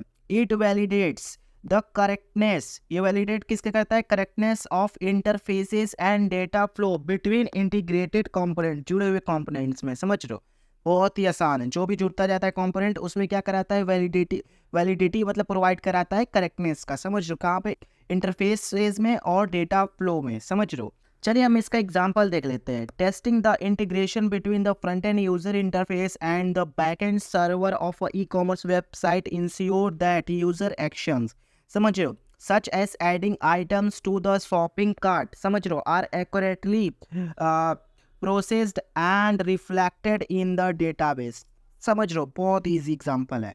चलिए हम इसका नेक्स्ट टॉपिक के बारे में बात करते हैं। Acceptance testing. Acceptance testing validates whether the software meets specified requirements. समझ लो, जो उसका रिक्वायरमेंट है उसको मीट कर सके। समझ लो, and it is ready for deployment, deployment के लिए रेडी हो। समझ लो, it is typically performed by end user or stakeholder to determine if a software fulfills business needs। समझ लो कि इसमें मतलब वेरीफाई किया जाता है कि सॉफ्टवेयर पूरी तरीके से बन चुका है कि नहीं। अगर बन जाएगा तभी तो उसको डिप्लॉय करेंगे ना यार, अगर उसमें कोई भी मतलब चेंजिंग फर्दर चेंजेस ना हो तभी तो कोई भी आप अपने प्रोजेक्ट्स को डिप्लॉय करते हो। समझ रहे हो, चलिए हम इसका एग्जांपल देख लेते हैं। Conducting acceptance testing for a customer relationship management CRM software to ensure that it is effectively supports sales teams in managing customer interactions, tracking leads and generating reports। समझ रहे हो गाइस, बहुत ईजी एग्जांपल है। चलिए हम next बात करते हैं रिग्रेशन टेस्टिंग के बारे में। Regression testing ensure that recent code changes और modifications have not adversely affected existing functionality. समझ लो, इसमें क्या होता है, ये इंश्योर कराता है जो भी रीसेंट कोड होता है, चेंजेस या फिर मॉडिफिकेशन, ये एडवर्सली अफेक्टेड नहीं करता है इस एग्जिस्टिंग फंक्शनैलिटी को। समझ लो, जैसे कि मतलब कोई भी मतलब उसमें फंक्शनैलिटी में से, जैसे कि मान लो आपका प्रोजेक्ट में गाइस मान लो जैसे कि होम पेज है, ठीक है, अगर आप उसमें फर्दर कोई नया कोड मतलब रीसेंट कोड कोई ऐड कर देते हो तो वो होम पेज के यार फंक्शनैलिटी को बिल्कुल ही चेंज नहीं करेगा। It involves re-running previously executed test. समझ रहे हो, to detect any regressions issues. समझ लो, बहुत ईजी है यार, इसके एग्जांपल के थ्रू मैं आपको समझाता हूँ। After implementing a new feature in a mobile banking application, mobile banking application में कोई नया फीचर को इम्प्लीमेंट किया गया, regression testing is perform to ensure that, ensure कराएगा existing functionality such as account balance enquiries and fund transfer still work correctly. Still work correctly यानी यार कोई भी मतलब बैंकिंग मोबाइल बैंकिंग एप्लीकेशंस आप बनाओगे तो उसमें यार गाइस आप तो ये तो चेक करोगे ना कि आपके बैलेंस कितना है, फंड ट्रांसफर कर पा रहे हो कि नहीं, तो वो वही सब चीज़ें एग्जिस्टिंग फंक्शनैलिटी को इंश्योर कराता है कि वो करेक्टली वर्क कर पा रहा है कि नहीं। समझ लो, इसलिए मैं गाइस आपको ये रियल वर्ल्ड एग्जांपल देता हूँ। अगर आप इंटरव्यूज़ में भी या फिर अपने एग्जाम में भी बताओगे ना गाइस, मैं पक्का कह रहा हूँ यार आपको फुल मार्क्स मिलने के ज़्यादा चांस। चलिए बात करते हैं testing for functionality and testing for performance. बहुत ही इंपॉर्टेंट टॉपिक है। टेस्टिंग फॉर फंक्शनैलिटी इंश्योर करता है software features work as intents while testing for performance access system responsiveness. समझ लो, scalability and resource usage under the different load conditions. बहुत easy line है, मैं इसका एग्जांपल बताता हूँ फंक्शनैलिटी का। समझ लो, testing the functionality of an online booking system, online booking system का हम कोई भी फंक्शनैलिटी टेस्ट करते हैं for an airline to ensure that user can search for flight flight search करता है, सेलेक्ट सीट, सीट को सेलेक्ट करता है, and complete booking, booking complete करता है विदाउट इनकाउंटरिंग एरर्स और इशूज। समझ रहे हो, ये वाला लाइन आपको बिल्कुल ही समझ में आया होगा। अब चलिए मैं इसके परफॉर्मेंस का एग्जांपल लेके आपको समझाता हूँ कि कैसे परफॉर्मेंस में काम करता है। Example for performance, conducting performance testing on a web-based video streaming platform to evaluate its loading speed, समझ रहे हो, buffering time, समझ रहे हो, streaming quality when multiple user access the services simultaneously। समझ रहे हो, बहुत ही easy है, समझ रहे हो क्यों? क्योंकि गाइज आप इसका एग्जांपल ले लो यार जियो सिनेमा का, समझ रहे हो, क्योंकि आप उस पर स्ट्रीमिंग देख रहे होगे अभी आईपीएल वगैरह, समझ लो। तो आईपीएल वगैरह देख रहे होगे तो गाइस देखते हो कभी कभी उसकी क्वालिटी गिर जाती है, कभी कभी बफर भी करने लगता है। क्यों करता है गाइस? वही सब परफॉर्मेंस टेस्टिंग में ही आता है, उसकी परफॉर्मेंस को टेस्ट किया जाता है वहाँ पे, समझ लो। इसके बाद तुरंत देखते होगे कि आपका रेजोल्यूशन बढ़ जाता है, समझ लो। तो वही सब चीज़ है, समझ लो। चलिए नेक्स्ट टॉपिक के बारे में समझते हैं। Top down and bottom up testing strategies क्या होती है? Top down testing starts from top level modules, gradually integrates lower level modules, while bottom up testing begins with testing individual components and gradually integrate them into larger subsystems। समझ लो ये क्या है, low level modules को guys जोड़ते जोड़ते जाता है, समझ लो। बॉटम अप टेस्टिंग में क्या होता है, इसमें क्या होता है, इसमें इंटीग्रेट करता है किसको, लार्जर सब सिस्टम्स को, समझ रहे हो। इसका एग्जांपल बताता हूँ मैं आपको। In a software project for health care management system, health care management system में टॉप डाउन टेस्टिंग में involves testing the overall patient management module first. समझ लो, यहाँ तक आपको समझ में आया होगा। वाइल बॉटम अप में क्या होता है, में focus on testing individual component पे फोकस करा जाता है, such as patient registrations and appointment scheduling. क्यों करा जाता है? क्योंकि ये दोनों को जोड़ने के बाद ही यार ये ऐप काम करेगा। अगर अपॉइंटमेंट भी नहीं दोगे, पेशेंट रजिस्ट्रेशन भी नहीं कराओगे तो भाई कैसे काम करेगा? इसलिए बॉटम अप यहाँ पे इंटीग्रेशन का काम हो रहा है, समझ रहे हो, आपको समझ में आया होगा। चलिए हम बात करते हैं test drivers and test stubs के बारे में। Test driver estimate higher level components और मॉड्यूल ड्यूरिंग इंटीग्रेशन टेस्टिंग। ये इंटीग्रेशन टेस्टिंग में कंपोनेंट है किसका, एस्टिमेट करता है हायर लेवल कंपोनेंट या फिर मॉड्यूल्स को during integration testing, while test stubs stimulate the behaviour of low level component. ये बताता है बिहेवियर किसका, लो लेवल कंपोनेंट का। Example, in the development of an automotive simulation software, a test driver might stimulate user input to test the integration with the vehicle dynamics module। समझ रहे हो यहाँ तक। While a test stubs could stimulate sensor input for testing, समझ रहे हो, the controlled algorithm। Guys बहुत ही easy example है, इसको तो आप एग्जाम में लिख के ही आइएगा। गाइज आ चुका है इस यूनिट का सबसे ज़्यादा इंपॉर्टेंट और सबसे ज़्यादा इंटरव्यू और एग्जाम में पूछे जाने वाला question, structural testing, white box testing. Guys बहुत ही इंपॉर्टेंट है, इसको ध्यान से पढ़िएगा। Structural testing involves testing based on internal structure और लॉजिक ऑफ सॉफ्टवेयर कोड। समझ लो ये किस पे बेस्ड होता है, इंटरनल स्ट्रक्चर पे, लॉजिक किस पे, सॉफ्टवेयर के कोड पे। समझ लो स्ट्रक्चरल टेस्टिंग पूरे स्ट्रक्चर पे हो रहा है, समझ लो। Technique such as statement coverage और ब्रांच कवरेज। इसमें टेक्निक कौन से लगते हैं, स्टेटमेंट कवरेज और ब्रांच कवरेज। ये क्यों लगते हैं, क्योंकि ये इंश्योर करते हैं all paths through the codes are tested. यही इंश्योर करते हैं कि सारे जितने भी पार्ट है कोड के वो टेस्टेड है कि नहीं। इसका एग्जांपल देखो गाइस, एग्जांपल बहुत इंपॉर्टेंट है। Conducting white box testing on banking applications to ensure that all the branches and decision points in the code such as error handling and transactions process are adequately tested। Guys आपको example समझ में आया होगा, ये पूरा structural base है और guys इसको वाइट बॉक्स टेस्टिंग कहते हैं। इसका एग्जाम में गाइज 5 मार्क्स का तो 100%, 2 मार्क्स का तो 100% लिख लीजिए, समझ रहे हैं। इस यूनिट का एक और सबसे ज़्यादा इंपॉर्टेंट वाला टॉपिक इंटरव्यू के एस्पेक्ट से और एग्जाम के एस्पेक्ट से, देखिए फंक्शनल टेस्टिंग, इन दोनों के बीच में डिफरेंस भी आता है guys. Difference between black box and white box testing, या फिर difference between structural testing and functional testing. Guys please लिख के आइएगा और प्लीज़ इंटरव्यू में रियल वर्ल्ड एग्जाम्पल के साथ बताइएगा। चलिए स्टार्ट करते हैं। Functional testing focuses on validating the external behavior of software without knowing its internal implementation details। क्योंकि इंटरनल इम्प्लीमेंटेशन तो स्ट्रक्चरल टेस्टिंग में हो रहा है जनाब, समझो। और ये क्या करता है, फोकस ऑन वैलिडेटिंग करता है external behaviour of a software without knowing it's internal implementation details. क्योंकि गाइज वहाँ पे तो स्ट्रक्चरल टेस्टिंग अपना काम कर चुका है, इसको एक्सटर्नल बिहेवियर के बारे में बताना है, समझ लो। फंक्शनल टेस्टिंग में फंक्शनैलिटी के बारे में डिस्क्राइब करना है कि फंक्शनैलिटी टेस्ट हो यहाँ पे, समझ रहे हो।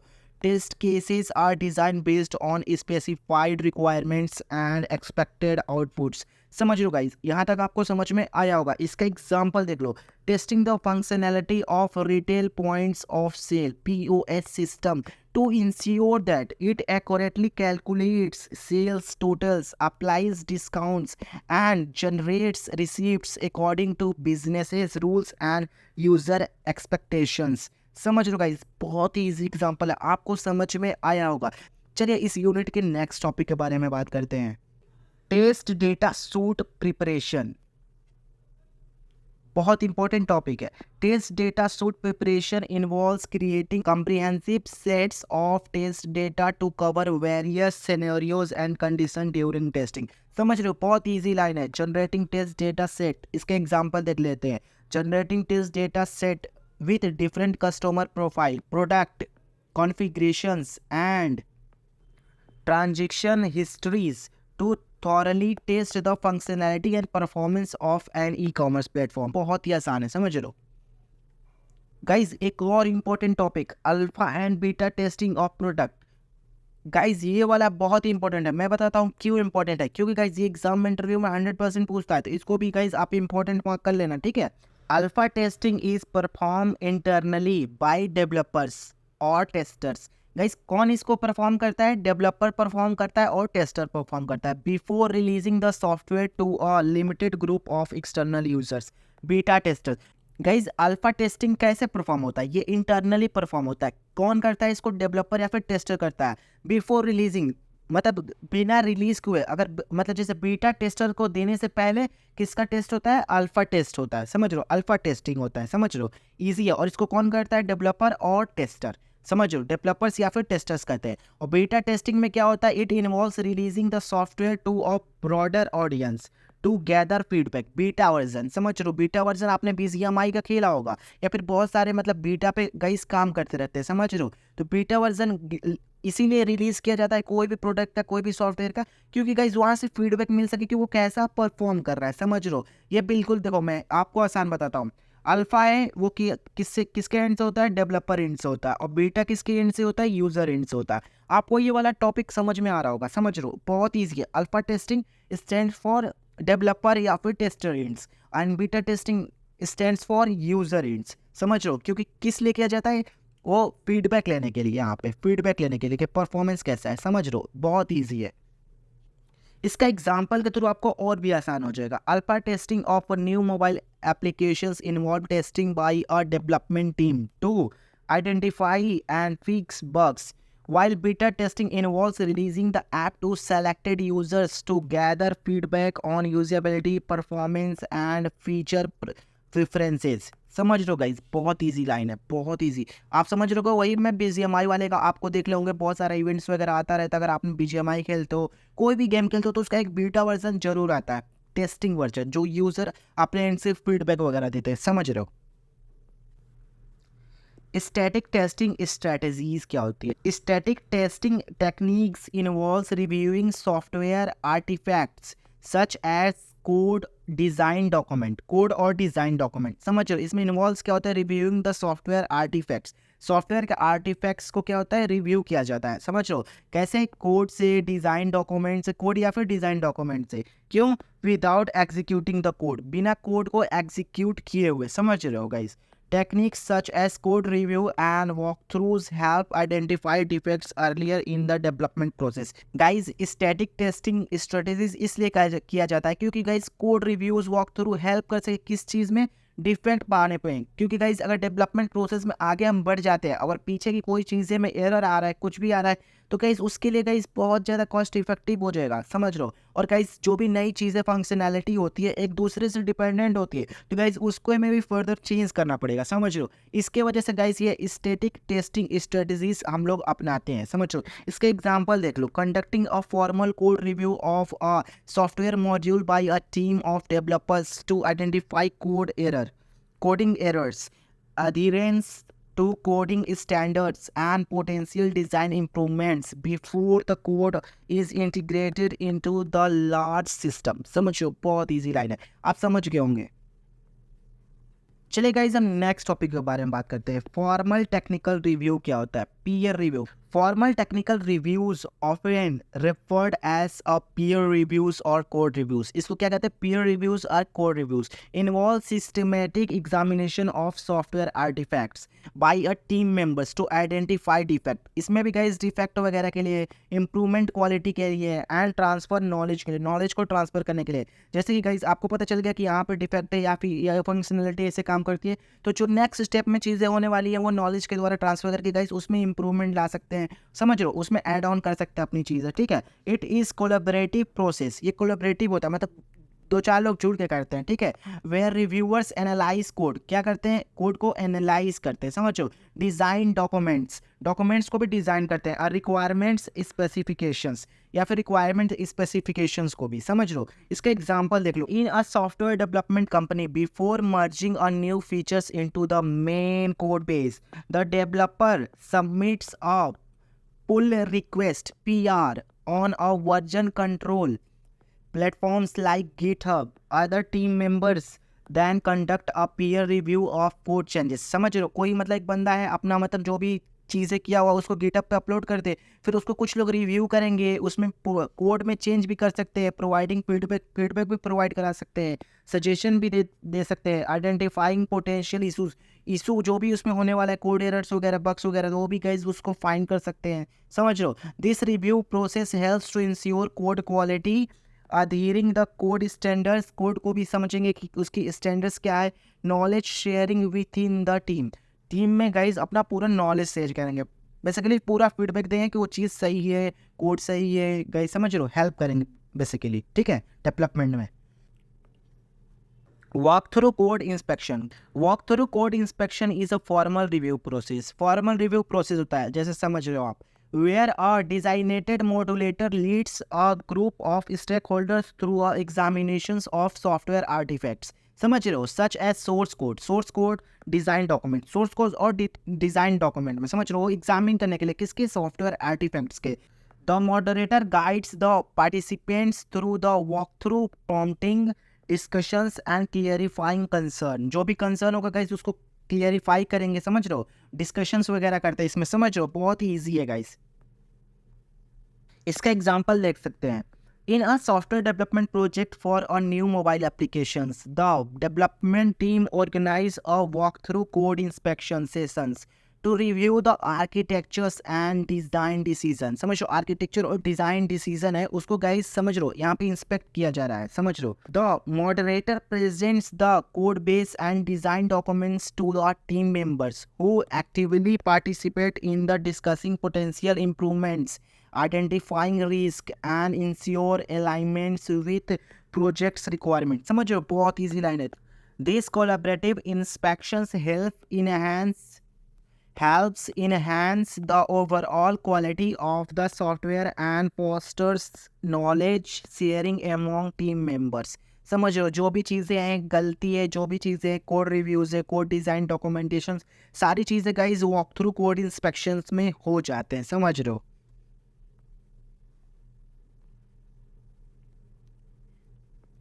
चलिए गाइज आ चुके हैं हम इस यूनिट के सबसे लास्ट टॉपिक में, और गाइज ये वाला भी बहुत ही इंपॉर्टेंट है, complaints with design and code standards. आप कंप्लेन कर सकते हो कि आपका मतलब डिज़ाइन अच्छा नहीं है या फिर कोड के स्टैंडर्ड्स यानी कोड की क्वालिटी बहुत ही पुअर है, समझो उसके बारे में, ठीक है। तो चलिए मैं इसको बताता हूँ। Ensuring complaints with design and code standards involves following establishment guidelines, best practice and conventions during software development to improve readability, समझ लो, maintainability and overall quality। समझ रहे हो गाइस, बहुत ईजी लाइन है। इसका एग्जांपल देख लेते हैं।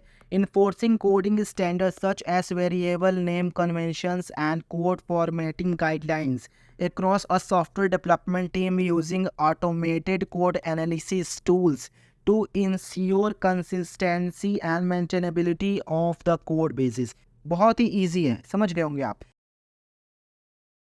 Software as an evolutionary entity, समझ रहे हो guys. Software involves over time to adapt to changing requirements.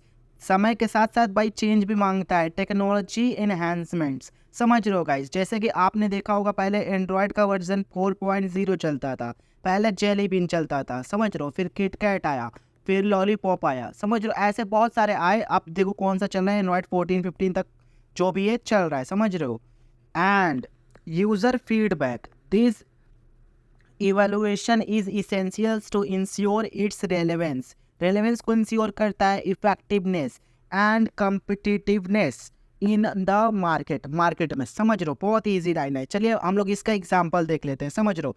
और गाइज ये रियल वर्ल्ड एग्जांपल मैं इसलिए देता हूँ क्योंकि आप अपने इंटरव्यू में एस कर सको और एग्जाम में फोड़ सको, समझ रहे हो।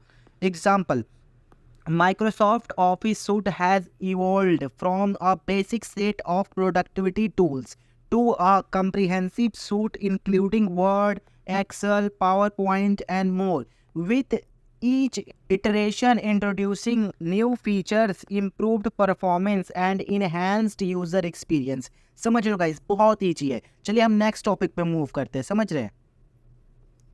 नेक्स्ट टॉपिक है नीड फॉर मेंटेनेंस। नीड क्यों है मेंटेनेंस के लिए? Maintenance is necessary to ensure that software remains functional, secure and aligned with evolving business needs.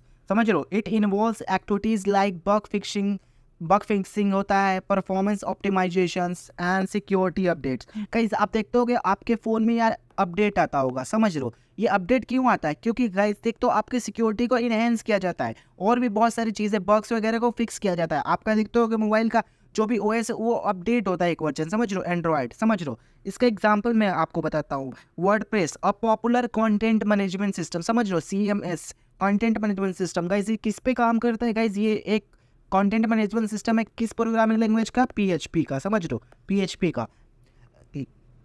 regularly release updates and address security vulnerabilities, improve performance, and introduce new features, ensuring the stability, security of websites built on the platform। समझ रहे हो guys, बहुत easy line है। चलिए हम next topic देखते हैं। Categories of maintenance. Maintenance की कितनी कैटेगरीज होती हैं गाइस? 3 होती है। Preventive maintenance, proactive actions taken to prevent potential issues before they occur. समझ लो, मतलब जैसे कि जो इशू होने वाला होता है उससे पहले ही गाइस एक्शंस इसमें हो जाता है। करेक्टिव मेंटेनेंस में क्या होता है? रिएक्टिव एक्शंस होता है। फिक्स, आइडेंटिफाई बग्स और डिफेक्ट्स, जो भी बग्स और डिफेक्ट्स होते हैं उसको गाइस इसमें फिक्स किया जाता है। परफेक्टिव मेंटेनेंस क्या होता है? Enhancement made to improve software functionality and performance. इसमें सॉफ्टवेयर की फंक्शनैलिटी और परफॉर्मेंस को इनहेंस किया जाता है, समझ लो गाइस। इसके एग्जांपल्स देख लो guys. Regularly updating antiviruses software to protect against new malware threat. समझ लो, सॉफ्टवेयर जो भी होता है एंटीवायरसेस अपडेट्स होते रहते हैं, समझ रहे हो।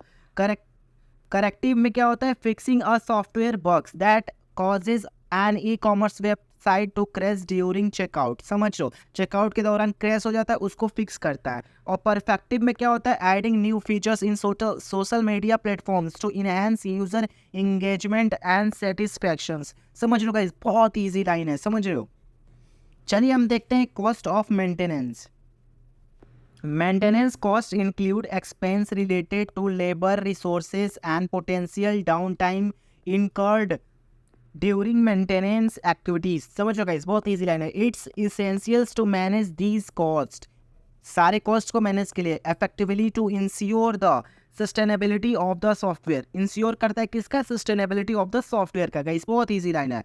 इसका एग्जांपल देखते हैं। The annual maintenance cost of Microsoft Windows include expenses for software updates, technical supports, infrastructure maintenance which are critical to ensure the reliability security of the operating system. Guys बहुत ईजी एग्जांपल है और guys आप real world example के through ही अपने exam में या फिर interview में आंसर देना, ठीक है। चलिए नेक्स्ट टॉपिक पे चलते हैं। गाइस नेक्स्ट टॉपिक है software re engineering. Software re engineering क्या होता है? Software re engineering involves restructuring and updating existing software systems to improve quality. किस लिए गाइस? सॉफ्टवेयर सिस्टम की क्वालिटी को इम्प्रूव करने के लिए। मेंटेनेबिलिटी मतलब समझ रहे हो गाइस, परफॉर्मेंस को भी without changing it's external behaviour, बिना कोई भी एक्सटर्नल बिहेवियर को चेंज किए हुए। समझ रहे हो? इसका एग्जांपल दो गाइस, आपको समझ में आ जाएगा। Modernizing a legacy bank system by migrating it from a monolithic architecture to a microservices based architecture, allowing for greater flexibility and easier maintenance। समझ लो गाइस, बहुत ईजी है, समझ लो। चलिए हम नेक्स्ट टॉपिक पे चलते हैं, रिवर्स इंजीनियरिंग। रिवर्स इंजीनियरिंग क्या होता है? Reverse engineering is the process of analysing existing software to understand its structure. समझ लो गाइस, क्या होता है? ये एक प्रकार का प्रोसेस होता है, इसमें एनालाइज किया जाता है जो भी एग्जिस्टिंग सॉफ्टवेयर है उसके स्ट्रक्चर को अंडरस्टैंड करने के लिए, बिहेवियर को भी, ठीक है, और फंक्शनैलिटी को भी, ऑफन टू रेप्लिकेट और इम्प्रूव अपॉन इट। इम्प्रूव भी करते हैं और रेप्लिकेट भी करते हैं, समझ लो, उसमें इम्प्रूव करने के लिए, समझ लो, या फिर रेप्लिकेट करने के लिए, समझ लो, किस पे? सॉफ्टवेयर पे, समझ लो, एग्जिस्टिंग सॉफ्टवेयर पे। इसका एग्जांपल देख लो guys. Reverse engineering is a competitor mobile app. कोई गाइस कॉम्पिटिटर मोबाइल ऐप है, उस पर रिवर्स इंजीनियरिंग लगाया जाता है to study its user interface, features and performance metrics, providing insights for enhance one on app and gaining a competitive edge in the market। Guys बहुत easy line, आप समझ गए होंगे, समझ रहे हो। चलिए हम नेक्स्ट टॉपिक देखते हैं, सॉफ्टवेयर कॉन्फ़िगरेशन मैनेजमेंट एक्टिविटीज। ये क्या होता है? Software configuration management activities involves managing and controlling changes to a software configuration, versions and releases throughout the software development life cycle. समझ लो गाइस, बहुत ईजी लाइन है। चलिए इसका एग्जांपल देखते हैं। यूजिंग टूल्स लाइक गिटहब और Bitbucket to manage source codes repositories. समझ लो गाइस, सोर्स कोड जो भी रेपोजिटरीज में होता है उसको मैनेज करने के लिए, ट्रैक चेंजेस भी कर सकते हैं, facilitate collaborations among development teams working in the software project. Guys आप समझ रहे हो, जैसे कि आप मान लो आप अपने फाइनल ईयर में हो, जैसे कि कोई प्रोजेक्ट बना रहे हो या फिर आप कोई भी अपना प्रोजेक्ट बनाते हो तो गाइस ग्रुप में बनाते हो, समझ रहे हो। तो ग्रुप में गाइस आपका कोई प्रोजेक्ट कैसे देखेगा? आप गिटहब पे उसको अपलोड कर दो, गिटहब पे अपलोड करने के बाद गाइस आपका फ्रेंड भी उसको देख लेगा, समझ रहे हो, और आप भी उसको देख लोगे, और गाइस कुछ भी मतलब चेंजेस करना होगा आपका फ्रेंड वहाँ से ईजिली कर लेगा, समझ रहे हो। वो ओपन सोर्स हो गया, वहाँ पे गाइस कोई भी जाके अपने दोस्तों के साथ शेयर करके अपना प्रोजेक्ट, और गाइस इजीली आप अपने मतलब जो भी मेंटोर है उसको भी दिखा के आप वहाँ से मेंटोर भी आपका चेंज कर सकता है, इजीली एक्सेस कर सकता है, समझ लो, अगर आप उसको एक्सेस देते हो, समझ लो गाइस, बहुत ईजी है। Change control process. Guys change control process क्या होता है? Change control process is formalized process for managing and documenting changes of the software to the software और सिस्टम कॉन्फ़िगरेशन। गाइस बहुत इजी लाइन है, समझ लो। Ensuring that changes are properly viewed, समझ लो, टेस्टेड, अप्रूव्ड बिफोर इम्प्लीमेंटेशन। समझ लो guys, सारे चीज़ों को किस लिए किया जाएगा? प्रॉपरली इंश्योर करने के लिए, जो भी रिव्यूड हो, टेस्टेड हो, अप्रूव्ड बिफोर इम्प्लीमेंटेशन। समझ लो गाइस, बहुत इजी लाइन है। उसको कॉन्फ़िगर किया जाता है कि वो चीज़ सही है कि नहीं, समझ लो, उसको मैनेजिंग भी किया जाता है और उसका डॉक्यूमेंटिंग भी किया जाता है, समझ लो, बहुत ईजी लाइन है। इसका मैं रियल वर्ल्ड एग्जाम्पल आपको बताता हूँ। Example, implementing a change control process in health care organisation. समझ लो, हेल्थ केयर ऑर्गेनाइजेशन में to manage updates to electronic health record EHR system, ensure data integrity and compliance with regularity requirements. समझ लो guys, बहुत easy है। Software version control क्या होता है? Software version control involves managing different versions of software artifacts to track changes and facilitate collaboration among developers, ensuring that the right versions of software is deployed at the right time। समझ लो, हाँ, कोई मतलब चीज़ होती है developer की team के बीच में collaborations होता है, समझो बहुत सारे मतलब जुड़ते हैं। इसके बाद क्या होता है, राइट टाइम पे राइट मतलब उसके मतलब वर्जन्स कब उस समय पे मतलब चाहिए उस समय पे वो इजीली गाइस डिप्लॉय करते हैं उस समय पे, समझ रहे हो। इसमें गाइस बेसिकली सॉफ्टवेयर का वर्जन्स का कंट्रोल होता है, समझ रहे हो, बहुत ईजी है। इसका एग्जांपल देख लेते हैं। Maintain multi branches in a code repository for a web application such as development, testing, production branches to manage changes and releases effectively while managing the risk of the error। Guys बहुत easy है, समझ रहे हो। Friends आगे बढ़ने से पहले video को लाइक कर दीजिए प्लीज़ और सब्सक्राइब भी कर लीजिएगा, ठीक है। मैं आगे चलता हूँ। An overview of case tool. Overview of case tool. Case tool का ओवरव्यू क्या है, computer aided software engineering case tool, समझ रहे हो। इसका फुल फॉर्म क्या होता है, computer aided software tools provided supported for various stages of the software development life cycle. किसमें, सॉफ्टवेयर डेवलपमेंट लाइफ साइकिल में, समझ रहे हो गाइस। इंक्लूडिंग रिक्वायरमेंट्स एनालिसिस, इसमें इंक्लूड क्या होता है, requirement analysis, design, coding, testing and maintenance. Guys बहुत ईजी है, समझ रहे हो। इसका एग्जांपल देख लो, यूजिंग टूल्स लाइक माइक्रोसॉफ्ट विजो और lucid chart for creating visual representations of software architecture, flowchart diagrams to facilitate communications and collaborations among development team। समझ रहे हो गाइस, बहुत ईजी है। चलिए हम नेक्स्ट टॉपिक पर चलते हैं। Estimations of various parameter. Estimating parameter such as cost, effort, समझ रहे हो, शेड्यूल, ड्यूरेशन, समझ रहे हो, is essential for planning and managing software development project effectively. समझ रहे हो guys, helping stake holders make informed decisions and manage risk. Guys बहुत ईजी है, समझ रहे हो गाइस। इसमें गाइस एस्टिमेशन के वेरियस पैरामीटर के बारे में हम बात कर रहे हैं कि मतलब जिसमें कोई भी मतलब सॉफ्टवेयर बनाते हैं उसमें क्या क्या होता है, कॉस्ट होता है, एफर्ट होता है, शेड्यूल या फिर ड्यूरेशन होता है, कितने मतलब समय में प्लानिंग किया जाता है उसका, समझ लो।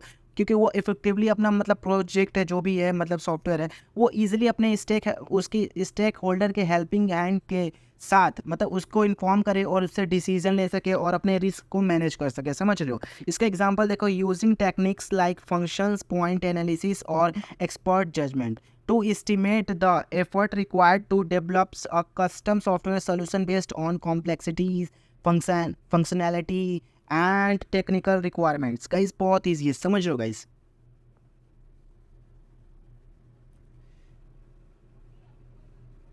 चलिए हम बात करते हैं इस यूनिट के सबसे मोस्ट इम्पोर्टेंट टॉपिक के बारे में, constructive cost model, Kokomo. Guys ये मेरे को बहुत अच्छा टॉपिक लगता है क्योंकि गाइज इसका नाम मुझे कोई चॉकलेट जैसा लगता है, समझ रहे हो, पर ये चॉकलेट नहीं है, ये सॉफ्टवेयर इंजीनियरिंग का ही पार्ट है, समझ रहे हो। चलिए कोकोमो के बारे में बात करते हैं। Kokomo is a widely use model for estimating the efforts and cost requirement for software development, समझ रहे हो guys, based on project characteristics such as size, complexity and development environment। समझ लो, बहुत ईजी है। इसका मैं आपको एग्जांपल बताता हूँ। Using COCOMO to estimate the cost of developing a new versions of an enterprise resource planning ERP system, समझ लो guys, considering factors such as the number of modules, lines of code, team experience. बहुत easy example, आप समझ गए होंगे। चलिए इसके next topic पे चलते हैं। Resource allocations model. Resource allocations involves allocating resources such as budget, manpower, infrastructure for a software development project based on project requirements, constraint and priorities। समझ लो रिसोर्स एलोकेशंस मॉडल में क्या होता है, समझ लो गाइस। एग्जांपल्स में गाइस देखते हैं, using technique like resource levelling और critical chain project management to optimize resource utilizations and minimize project delays in a software development project। समझ लो गाइस, बहुत ईजी है। ये सॉफ्टवेयर इंजीनियरिंग का लास्ट टॉपिक है, लास्ट यूनिट का, समझ लो guys.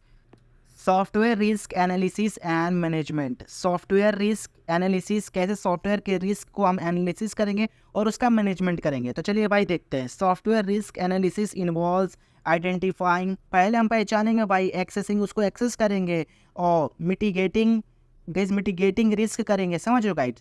associated with software project to ensure successful delivery within budget and schedule constraint। Guys सबसे इंपॉर्टेंट होता है शेड्यूल और बजट, समझ लो। अगर बजट ज़्यादा रहा, अरे सॉरी बजट कम रहा तो आप जैसा चाहोगे वैसा मतलब अपना डिलीवरी समय पे नहीं दे पाओगे, धीरे धीरे बनाओगे और भी रिसोर्सेज कंपाइलेशन करोगे, समझ लो गाइस। एग्जाम्पल देख लो, conducting a risk assessment for a cloud migration project to identifying potential risks such as data loss, security breaches, data loss, समझ लो, service distributions, समझ लो, and implementing risk mitigating strategies to address the risk effectively। समझ लो guys, बहुत easy है। Guys आपको ये video कैसा लगा? अगर वीडियो अच्छा लगा तो कमेंट कर दीजिएगा और हमारे चैनल को सब्सक्राइब कर लीजिएगा और कमेंट में बता दीजिएगा कि अगले कौन से सब्जेक्ट पे आप वन शॉट वीडियो चाहते हैं। मैं मिलता हूँ आपसे कोई नेक्स्ट वीडियो में, तब तक के लिए take care, happy learning and bye bye.